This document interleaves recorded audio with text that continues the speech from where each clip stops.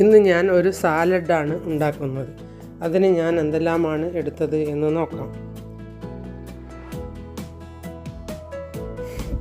പകുതി കക്കിരി, ഒരു തക്കാളി, പകുതി സവോള,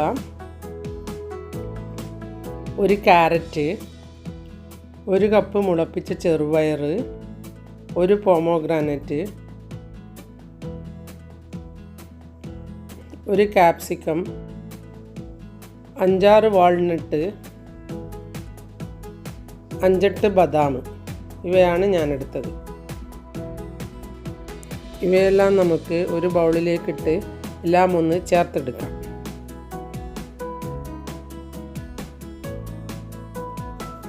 ഒരു നേരം സാലഡ് കഴിക്കുന്നതാണ് നമുക്ക് ആരോഗ്യത്തിന് നല്ലത്.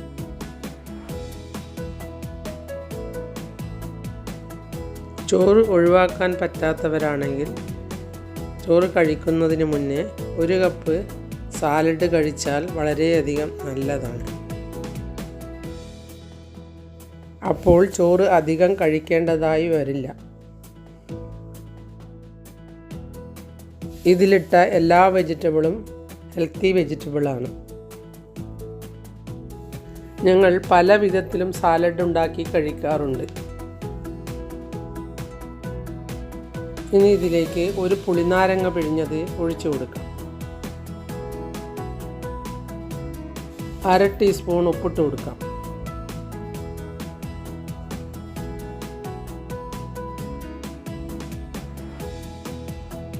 അര ടീസ്പൂൺ കുരുമുളക് പൊടി ഇട്ട് കൊടുക്കാം.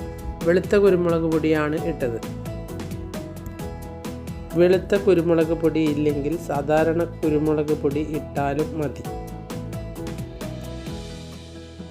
ഇനി ഇതിലേക്ക് 1 ടീസ്പൂൺ വെർജിൻ കോക്കനട്ട് ഓയിൽ ഒഴിച്ചു കൊടുക്കാം. ഇതിൽ നട്ട്സ് കൂടി ഇടുന്നത് കൊണ്ട് നല്ലതാണ്.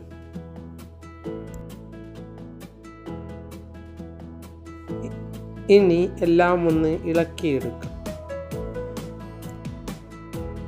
നിങ്ങളെല്ലാവരും ഇങ്ങനെ ഒരു സാലഡ് ഒരു നേരം ഉണ്ടാക്കി കഴിച്ചു നോക്കൂ.